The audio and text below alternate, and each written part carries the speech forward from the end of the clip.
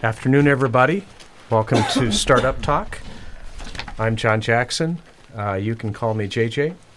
And we're broadcasting live from Cal State Fullerton in Fullerton, California. Titan Radio is 24/7. It's been around since 2001 and is a broadcast that's live to our audience, and we're also doing a podcast. Wanted to acknowledge that our listeners are all over the world, and if you see me slowing down to define something, it's because suddenly it dawns on me that somebody from Manila is listening in, and they have no idea where Harbor Boulevard is in downtown Fullerton. So I teach entrepreneurship at Cal State Fullerton, and I'm the director of the Center for Entrepreneurship, and have a background in Silicon Valley as well as Wall Street.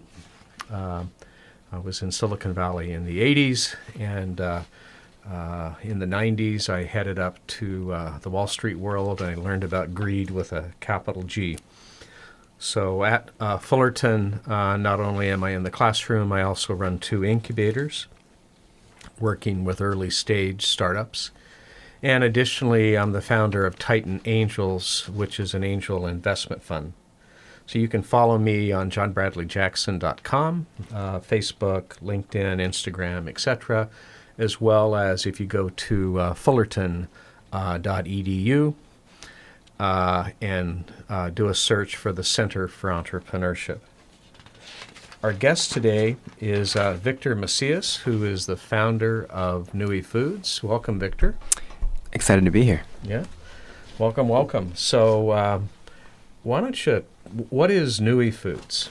So Nui Foods is a healthy snack food company, and we're on the mission to end diabetes and metabolic disease by creating junk food that's actually good for you. All right. That's a bold concept. How could it taste good if it's good for you? Come on. Oh, man.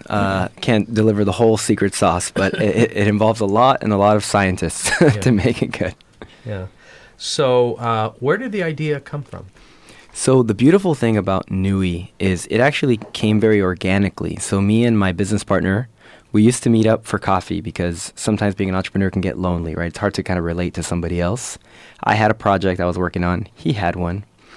And as we were listening to a podcast, Chris decides to go on this keto diet. We're like, keto? What's keto? He did it. He felt great. He said, Victor, you should try it. It was low carb, high fat, and I lost over 40 pounds. I was like, wow, this melts off, but we're still missing sweets. We're still missing cookies. And that's when we decided to go into his mom's kitchen with no baking experience and come up with our own. That's a bold move. So you're making cookies, and so what happened at that point? Are you giving them away? Are you selling them? Or? Yeah. So the first step was honestly figuring out how to do it. So no baking experience. We decided to reverse engineer a chocolate chip cookie. And why chocolate chip? Because we wanted to know what is the most popular cookie in America. So if we're going to do this, how do we increase our chances for success, right? So I think the most popular was chocolate chip, followed by peanut butter. So let's start with chocolate chip. Let's reverse engineer it and swap out good ingredients and see what we can do. About 28 tries later, we have something that's good. I like it. He likes it. His mom likes it. Like, okay, well, let's see if anybody else would like it. And that's when we decided to test our idea. So how did you test your idea? So I love the concept of an MVP, right? A minimum viable product. So I remember we created a simple website, like a landing page that now with like WordPress, Squarespace is even easier to make. I found a chocolate chip cookie, a picture on Google of just like an indulgent cookie. We wrote the copy was like the world's first low carb keto cookie, try it out, and a PayPal button. And then I took $20. I went into a very, very specific group on Reddit of people that were already on the keto diet. And we said, okay, it's just an idea. If we get 15 orders, then we're in business. So we said launch. And I remember being at a family party. Chris was doing his own thing with his family. And he messages me. He's like, hey, man, I think we're in business. We had sold 5, then 10, then 15, up to like 35, 40 orders. And at that point, we were still selling everything, buying all the ingredients retail, so we were actually losing money on each order. Right. But it at least showed that there was a market and that it was something worth pursuing. So tell me about your customer. Who wants these cookies? Gender, age, ethnicity, who are these people? Yeah, so that actually kind of evolved. I think the great thing is we started being the customer first, right? We're on the keto diet. We know where we go to look for this information. But as more and more people bought and we actually had data on the customers, it's about 80% women. They live in large metropolitan areas like Los Angeles. They'll be in Chicago. They'll be in New York. They'll be in San Francisco.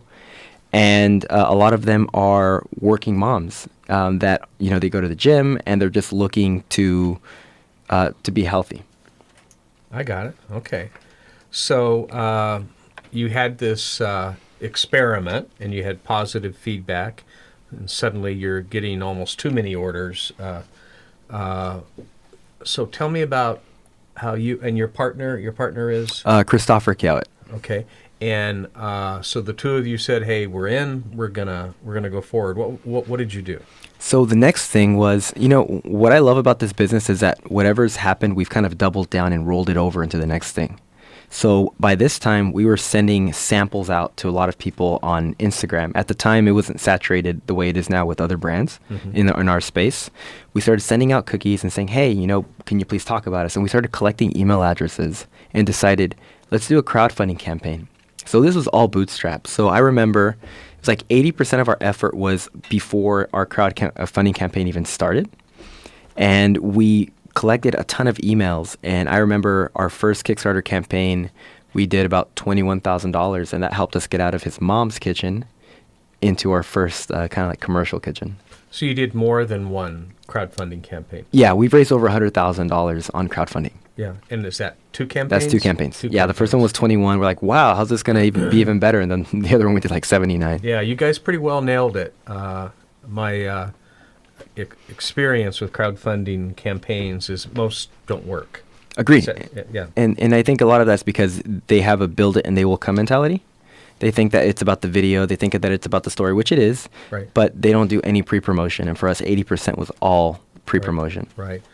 And your founder, Chris, he's got a digital marketing background. Is that correct? Yeah. So Chris actually has a lot of sales experience. So his past company, he had a tutoring company, but it was he was at a point where he had a ton of students. He was managing other tutors, and this guy, if he's laser focused on something, he will knock it out. So he brings a lot of the sales experience, a lot of strategy, a lot of really like high level entrepreneurship thinking.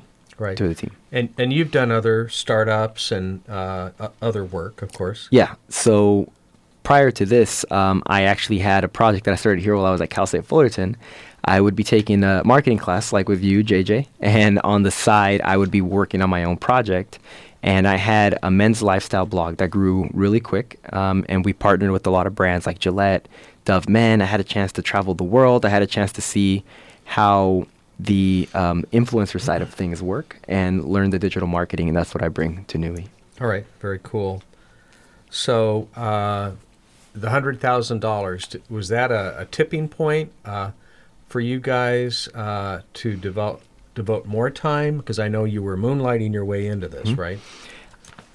I'd say that after the second Kickstarter, that's when we're like, okay, this is what we're going to do. This is what we're going to focus on.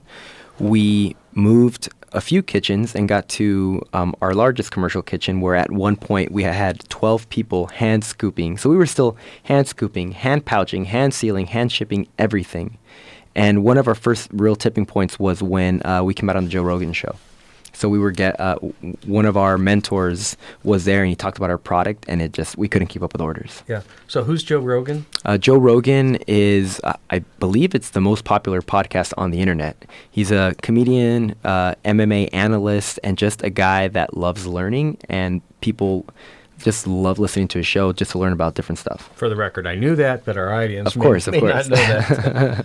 So you raised that the crowdfunding campaign, but $100,000 sounds like a lot It really isn't, is it? It isn't, especially with the food company. So that's something that we've learned along the way, that we thought bootstrapping this, was going to be the way to do it. And okay, $100,000, that's great. But the thing is, the more you grow, the faster you grow, the more money you need. So there would be times when we'd have these huge spikes in sales. We'd be excited. Rogan, we'd come out on Shape Magazine, on Men's Health, whatever it was. And then we look at the bank and we're like, where'd all the money go? Well, because it has to keep going back in to make new product. So we knew at that point that we were going to have to do at least some type of fundraising. Very good. So what fundraising did you do? We've done a small friends and family round right now. We have Titan Angels have invested, as well as just close friends and family that we want to give an opportunity to hopefully hit a home run together. So you're seed funded, as I would say, yeah. Right? So what are the obstacles that are in front of you now? There's quite a few. One that we have just gotten to the other side of was the formulation of our product. So making cookies at mom's house, great. Right. Being able to mass produce cookies that have a long shelf life, that have no sugar, no gluten, that are all natural, that is a puzzle that you need to figure out. So for the last year, we've been courting somebody to help run our innovation side, bringing on food scientists, and just recently reformulated with a product that tastes better than it's ever tasted, has about a year-long shelf life, and is cheaper to make. So that was a huge one, our margins. So your current sales and marketing is direct to consumer, Instagram, Facebook, Amazon, and a shorter shelf life is acceptable in that environment. But why do you need a year shelf life then? A few reasons. So one is, if we want to play with the big boys, I guess, we want to say that if you want to get into the Targets, into the Walmarts, into the Starbucks, you need a longer shelf life, because the way it works is, even if you're with a broker, your product is going to sit sometimes for months before it gets distributed out. That's one. And then two is, you're able to buy more inventory at once without fear of it expiring. So that's the thing, right? Unlike clothing or anything else, these cookies, if they expired after 4 months, that's money down the drain. Right. So now we can buy more at a cheaper cost. Okay, cool. We'll dig more into that. So let's talk about you. So let's go back in time. So what were you like as a kid? As a kid, when I think back, I really feel like entrepreneurship has been in my blood since I was a kid. So I remember not growing up with much, and if I would ask my dad for a toy or a video game or something, he'd say, you know what, find a way to go make money. I'm like, okay. So I would, buy big bags of candy, sell the individual pieces door to door. I'd mow lawns, I'd wash cars, whatever it took for me, I'd sell lemonade, whatever I could do to make that money to buy my own toys. Now, your dad was an immigrant, is that correct? Yes. Yeah. Okay. My mom and dad both immigrated. They actually met here, but they immigrated here when they were young. I'm first generation born in the U.S. And from Mexico? From Mexico, yeah. Okay, all right, very cool. And so now you're in high school.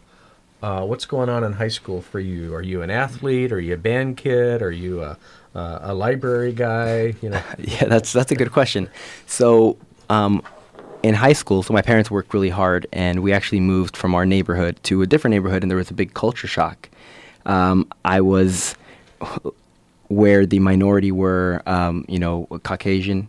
I was now, Latinos were the minority in the school. Oh, okay. So it was a lot of kind of adjusting. I was able to learn a lot from different cultures. And I remember in college, I love to learn. I wasn't in the library per se, but if anything got in my way, I would want to learn how to fix it. So it wasn't the joy of learning. It was more of like, what tools can I pick up to overcome obstacles. So you finished up high school. Did you go straight to Cal State Fullerton or? Yeah. So, in high school, I was still interested in entrepreneurship, and I started looking online, and I found these communities. So back then they were called forums, discussion forums, yeah. And there was this community called Youth Cove, and it was about 13, 15-year-olds that were learning how to build businesses and teaching each other. Okay. So that's where I learned some of my SEO, some of my how to build websites, HTML. And from there, I went to Fullerton College. And in Fullerton College, I started taking like business courses as well. But community college, yeah, Fullerton yeah, College. Fullerton right? College, yeah. and just became really close with some of the instructors there. But I always felt a little different. I always had really big ambitions, and I was on the side trying to find ways to get ahead. All right, very cool. So, so the idea of starting a company, this is something that you actively fantasized about even as a teenager. Oh yeah. I remember going to bookstores and actually sitting down and reading as many books as I could. I mean, I would now I'd pay for them. At that time, as my mom was shopping, I'd be there. Robert Kiyosaki, I'd be learning Art of the Start, whatever it was to teach me how to start then and That there. was Guy Kawasaki, Yes, Art of the Start. agreed. So Robert Kiyosaki, Rich Dad Poor Dad, and Right. also Guy Kawasaki, Okay, Art of the Start. yeah. It's easy to get those Japanese guys confused, right? Yeah. So interesting. So and then you transferred to Cal State Fullerton. Yes. And I chose Cal State Fullerton because of their entrepreneurship program. So since I was a kid, it was ingrained in my head. My dad was like, "You're going to graduate college, not are you going to go to school?" Right? Because sometimes I think the caliber of people's questions determines people's outcomes. So there were some people saying, "Oh, when are you going to finish high school?" That was the goal. Mm-hmm. And for my parents, it's like, "No, well, what college are you going to go to?" It was already assumed that you're going to go to college. So I chose one that could help me with business. And I remember fast forward real quick, when I graduated, I gave my dad the diploma. I said, "Here you go, Pop." And then I returned to just pursuing my entrepreneurial pursuits. Yeah, got it. So your mom and dad immigrate to the U.S. They meet, they marry, and have kids. Now, did they go to college as well? No, I'm actually the first person in my extended family, not just my immediate family, extended family, to ever graduate from college. Wow, that's incredible. That's incredible. So I know how personally important that can be to immigrant families in particular, of making sure their kids work hard and go to college and then get a job. Exactly, right. And it's how, in your head, how you deem success, right? For them, it's some kind of a profession, and graduating college, sometimes it's a little hard to break that mold. Yeah. So let's go back to Nui Foods and the life that you're living. So how are you guys how are you marketing to that customer? And we've just said it's a woman, maybe adult through midlife or a little older. Yeah, I'd say about 25 to 45 years old. Okay, and they're dieting and possibly the keto diet, and they're looking for snack foods. So how do you find these people? So it's evolved, but in the beginning, what really helped us were influencer marketing. So we would go on Instagram and we would search keto. And anybody in their bio that had the word keto, that had a strong amount of engagement and followers, we started reaching out to. There were the Hey Keto Mamas, the Keto Mermaids, and we would just send a direct message saying, "Hey, I love what you're doing. Your story is very inspiring. Can we send you some cookies?" And they started talking about us, and that kind of built up a groundswell. So I'd say ambassadors, marketing, so social media is really big for us, as well as sampling products. So we work with a lot of subscription boxes, like once a month you get an assortment of keto snacks, and having our product in there has really helped as well. So how does Nui Foods make money?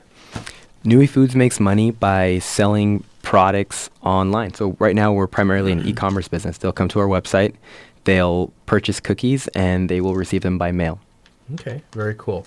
And you're on Amazon, right? We are on Amazon. We're actually doing pretty well on Amazon because, on a side note, Amazon is like its own ecosystem, almost like its own world, its own Google. So if you start building traction on that can really scale fast. So, but is it you got to play by their rules, though, right? Agreed. Just like any channel, right? Even Instagram, which kind of got us here, they're changing their algorithm. So I believe that whatever you do, you need to be diversified in your channels so that you don't rely just on one that can change the rules last minute, and now you're stuck. Right. So, what's special? What's different about Nui Foods cookies? In translation, what's your competitive advantage? Yeah, and again, that's also evolved. At first, honestly, was the fact that we were the first, right? We were the first product that actually tasted like a cookie and was keto for you. as we've evolved and have grown the Nui brand, what's different about us is our taste. So a lot of our competitors, they'll have quote unquote low carb cookies, protein cookies, and they taste like muffin tops, or they'll taste like a protein bar in the shape of a cookie. Ours, if you close your eyes and you bite into it, it tastes like a cookie. It's soft, it's chewy. That we only use almond and coconut flour. To do that with a product with those ingredients is incredibly difficult. And expensive. Those are expensive ingredients, right? And very expensive, yeah. And we use some really good sweeteners that don't affect your body negatively, and they taste just like sugar. Yeah. Is there a testimonial or a customer comment that really is important to you that you can recall? Oh, yeah. And that's what's so great. So initially it started like a fun project, and there was a moment, a tipping point, when it became something bigger. We were at our first conference. We had raised our money from our Kickstarter, right, and we decided to plop down a big portion of it on this low-carb conference. And I was nervous. I don't know if we're going to do it. We did it, and there was a lot of doctors, a lot of researchers, and we're like, oh, man, they were avoiding our table like the plague. Right? Oh, cookies. What are cookies doing here? All of a sudden, this big bald man with muscles and in glasses comes up to our table, and he slams his hands down. And he's like, you guys are my heroes. And Chris and I look at each other like, what? Who is this guy? Yeah. And he says, my son has type 1 diabetes, and because of your product, I can finally put a cookie in my son's lunchbox. We're like, wow. This is way bigger than cookies, way bigger than money. We can change the world with this. Yeah. So you're living the startup dream.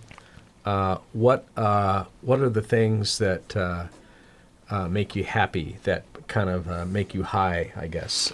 Oh yeah. So, and there's a lot of highs. One would be setting big goals, but accomplishing big goals, and the journey towards accomplishing goals. So sitting down with a white piece of paper and seeing, what do we want to create?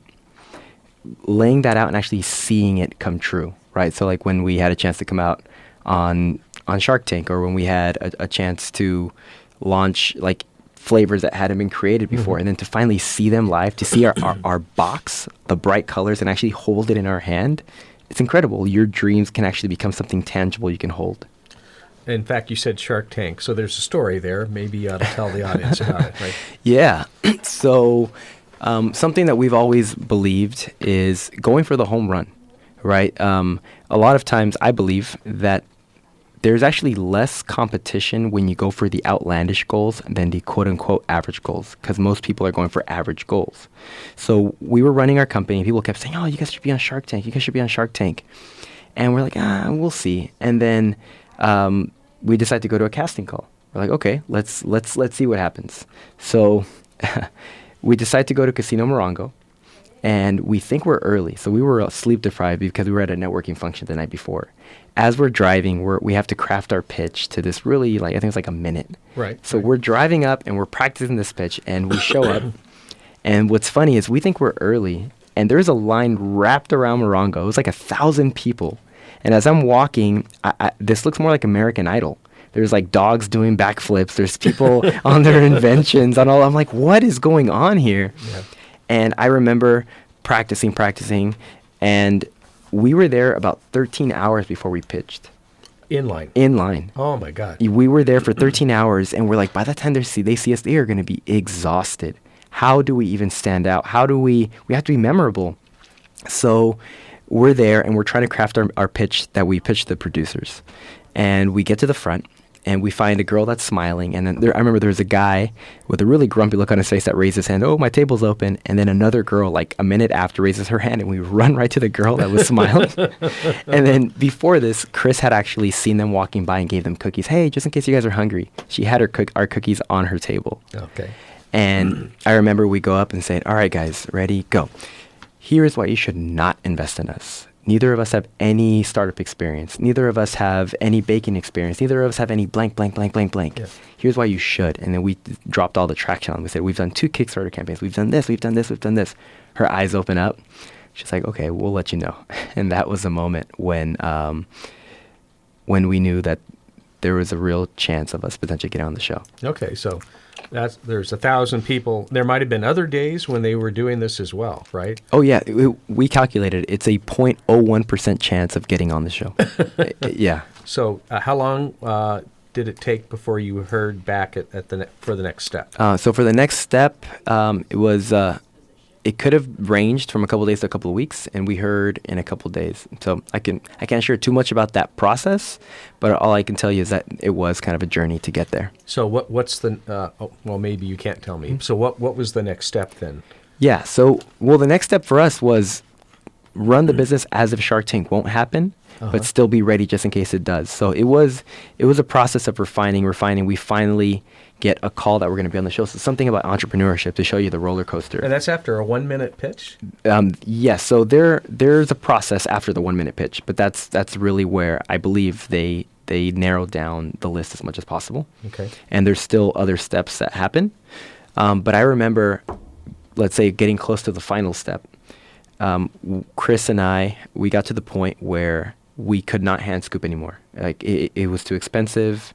We had to transition to a big kitchen. And I remember the lady that we were renting the kitchen from, we were growing so fast that we were taking up all her space. She gives us 3 weeks to move out. She says, you guys have to go. So we're finding a kitchen. Again, this recipe, we're trying to transition it over.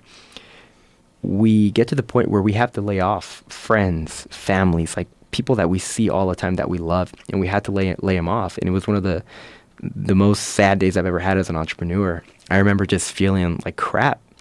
And then about 3 hours later, getting a phone call from the people from the show saying, hey, we've got some bad news for you. We're like, what? She's like, yeah, you're going to have to spend a lot more time with us. You're going to be on the show. It was just this low to a high, and it was a crazy ride. Right. So there are other rungs on this ladder of presenting, and so you're headed to the show, and when you make the show, is it a 5-minute conversation, 5-minute pitch? I know what I see on TV. Yep. I was wondering if it's edited down. It's definitely edited down. We were there a lot longer than is shown, which is kind of funny because we didn't know what was going to be edited. Like reality TV sometimes what they're going to show. Right. But we obsessed about practicing. We didn't want to leave it up to chance. So we didn't want to say, oh, great, we got on Shark Tank and that's our victory. No, we wanted to go there and we wanted to make sure that we gave it our best shot and actually won.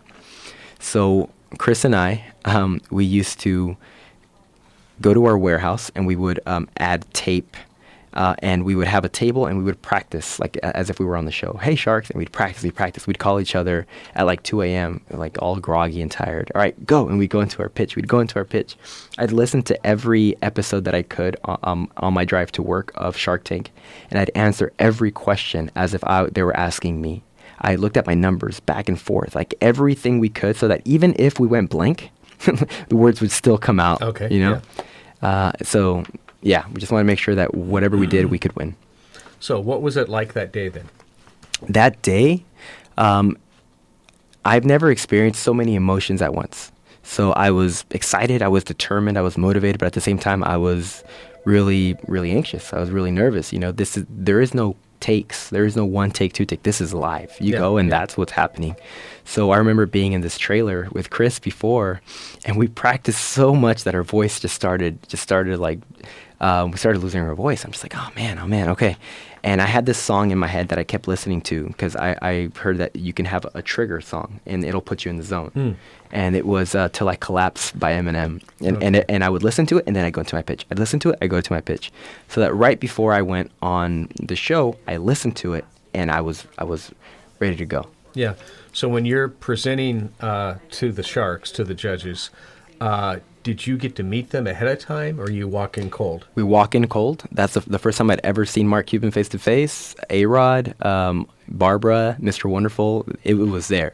So you don't even have a chance to really digest that you're there, and then you're pitching. And then I remember still being nervous, but I got to a point where when they asked me the first question, and I answered, I don't even remember what it was, then I got into flow. I was like, okay, cool, okay. I'm here, let's do this. All right. Yeah.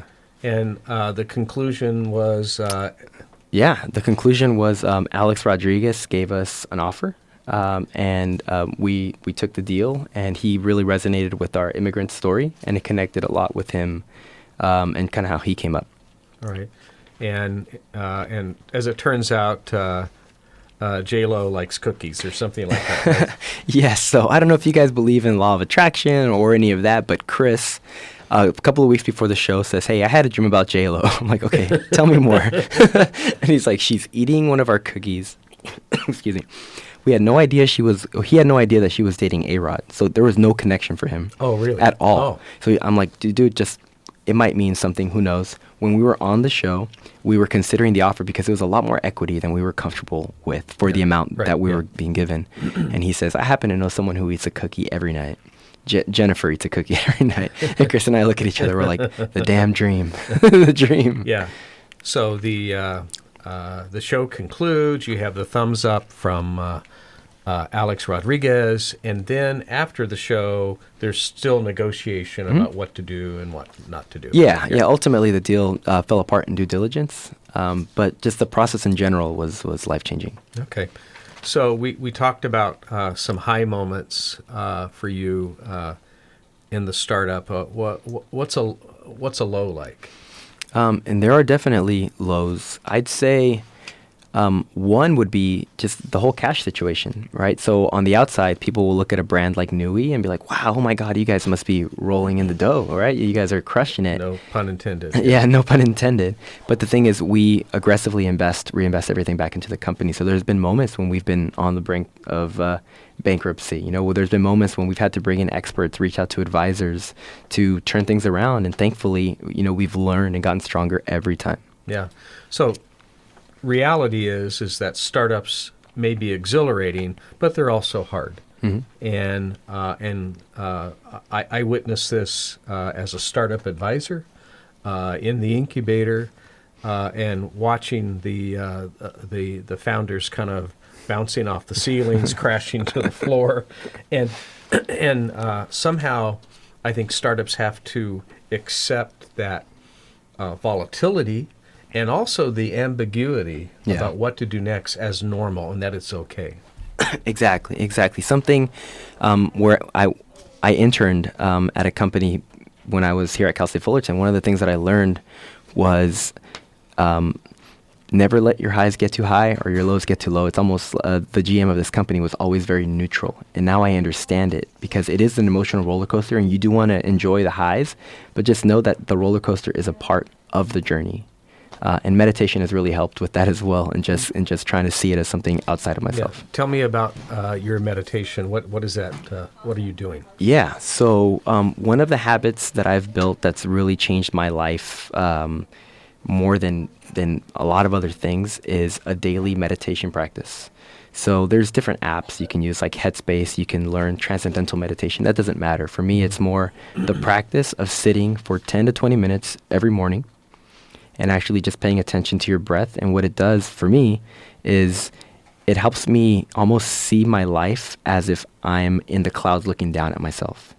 So if something is coming at me, something negative or something exhilarating, I can look at it almost objectively.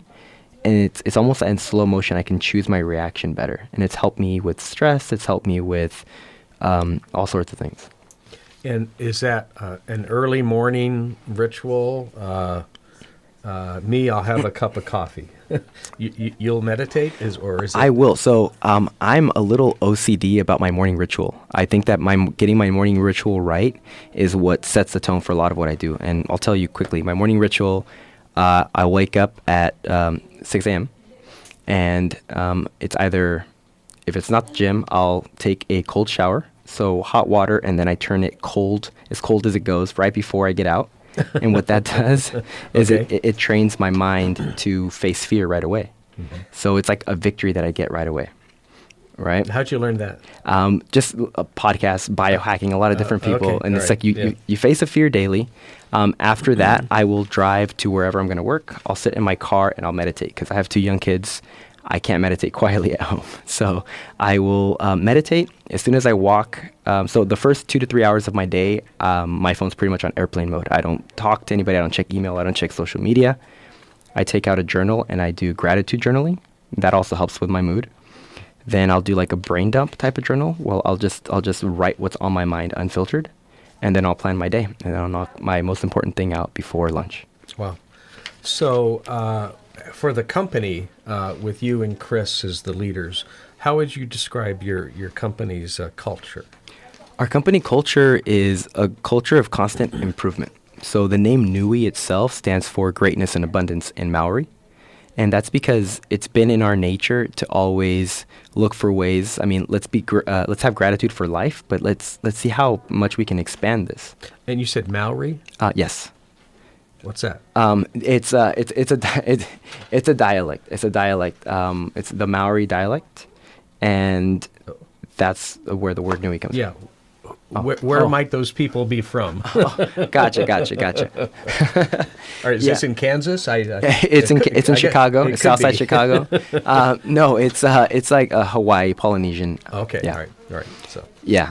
I was in Hawaii and I took a picture under the Nui Street sign. that I Oh, saw. okay, all right. Yeah. So for us, it stands for greatness and abundance. And if I'm not recommending a new book to Chris, he's recommending one to me, podcast, whatever it is, biohacking. We're just always looking to improve. Yeah. So your life as a startup founder, are you working 5 hours a day, 10 hours a day, 5 days a week, 7 days a week? It's like everything else, which I'm learning, it's evolved. So there was a moment when I would wake up at 5 a.m. I would go into our kitchen in downtown Santa Ana, and I'd meet Chris, and we would hand scoop and make cookies until about lunchtime, noon. Then, as we were eating, we'd work on marketing from about noon to 2:30 or 3. Then we'd go back in and we'd do shipping. We'd ship boxes until about 7 p.m. Then we'd go back to our computer for about another 2 hours, maybe 3 hours, to do like some more miscellaneous work, go home, be with the kids as much as I could, go to bed. Now I have more of a themed approach to my day, but I usually will start my day around 6 or 7, and I'm home by around maybe 6:30 or 7. And then if I really need to, after the kids go to bed, I will check something, but I really try to turn my brain off at around 5:30 or 6. Got it. So what's next for Nui? So next is innovation, product innovation. So since coming out with Keto Cookie, with Nui Cookie, there are a lot of companies that have come out. We have a lot of competition now. The space is getting saturated. So for us, we have an amazing R&D team, and we're going to focus on innovation. So you're not just going to see cookies. I won't tell you what's coming out, but we're going to have a lot more products, pretty much what you'd see in a movie theater. Excuse me. Junk food, that's great for you. All right, cool. So, so the spirit of Nui is you want to be on the edge, you want to be a leader, and keto cookies were the first effort. Is that kind of the Correct. theme of it? So we want to keep inventing or creating new channels that haven't been done before. Okay. So returning back to you and maybe you and Chris as co-founders, is there a special skill or maybe, no joke, like a superpower you have that makes this go and maybe other people don't have that skill? That's a great question. And actually, over the past few months, I've been kind of obsessed about honing what my strengths are. So I've done the Strength Finder 2.0.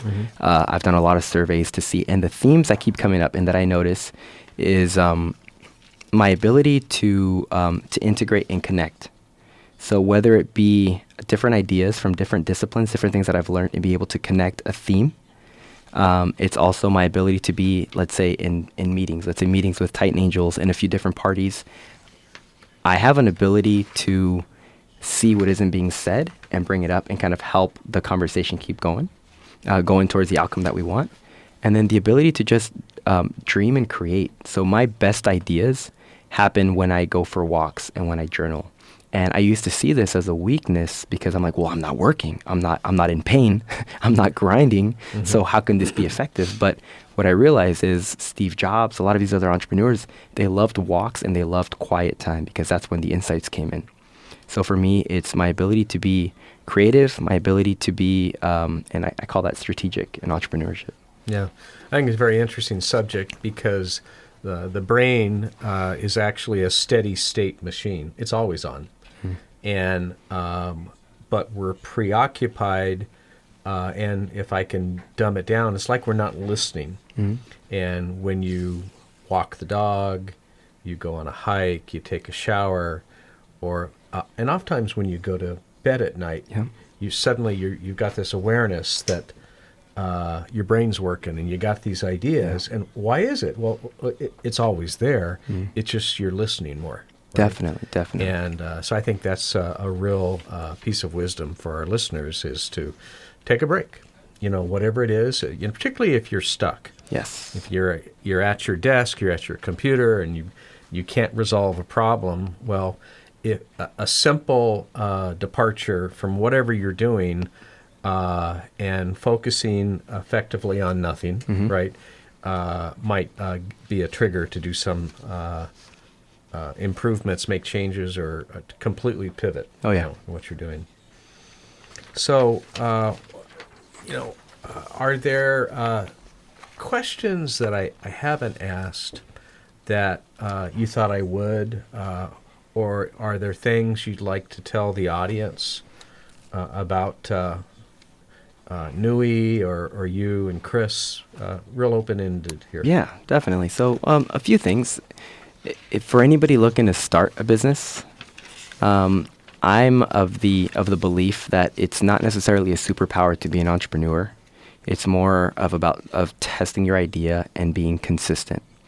So whatever idea you might have, try to distill it down to the smallest component and test it. See if anybody is willing to actually give you money for your idea. So it's great for your mom to like it and your friends to like it, but if you ask them to open up their wallets, will they give you money for what you're selling? And for me, that's taken a couple of forms, right? I told you guys with Nui, the landing page. With my last website, it turned into a men's lifestyle site, but it started with an ebook that I tested out and I sold for like $14.95, and that showed me that there was a market. I had a project for a wooden bow tie. I don't know why I even came up with that, but it was like a rustic wooden bow tie where you could switch out the middle pieces and match it to different outfits. And I didn't spend any money on it. What I did was I found a picture of a similar bow tie. I went on social media and I said, guys, I'm doing an experiment. If I sell 20 or 25 of these, I'm going to go into production. I had a PayPal button. I sold about 25 or 30. I used that money to make the product. So when a lot of people say, oh, I don't have the right business plan yet. I don't have the right team. I don't have the right this, and that, which is all important. But a lot of times we use that as a crutch not to start because we're afraid that it's going to fail. Right. So what happened with the wooden bow tie? It was a fun project. Ultimately, it wasn't worth the amount of effort going into it. Okay. All right. Yeah. So not all ideas can be commercialized or should be commercialized. Agreed. They're just ideas, right? Yep. And I think that's really the difference, though, with someone who has the entrepreneurial spirit, is they'll take the idea and they'll try it, Yes. and they try to make it happen. So it's a year from now, and you and I are getting together, and we're celebrating. Tell me about that. What are we celebrating? It's a year from now. Wow. A year from now, in an ideal world, we are celebrating 3 offers that we've received to buy out Nui.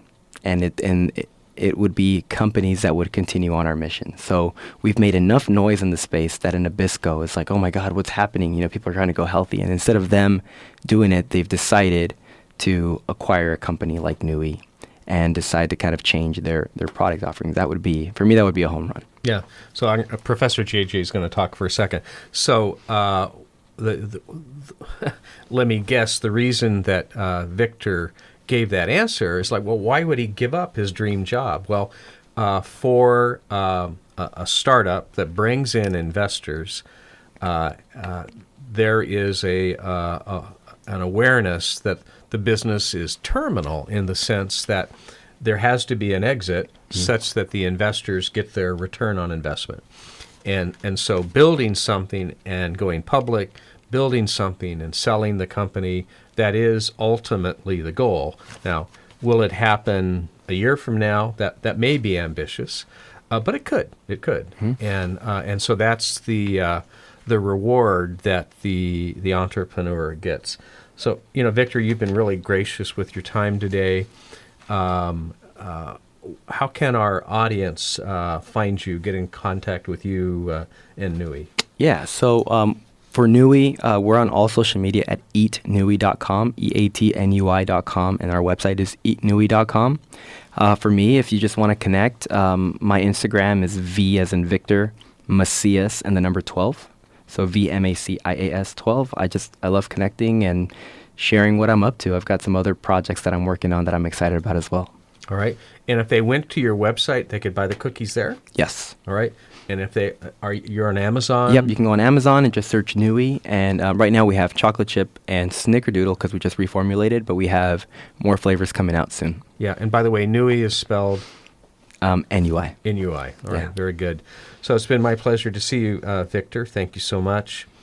I encourage our listeners to go to the Fullerton website, www.fullerton.edu, look up the Center for Entrepreneurship.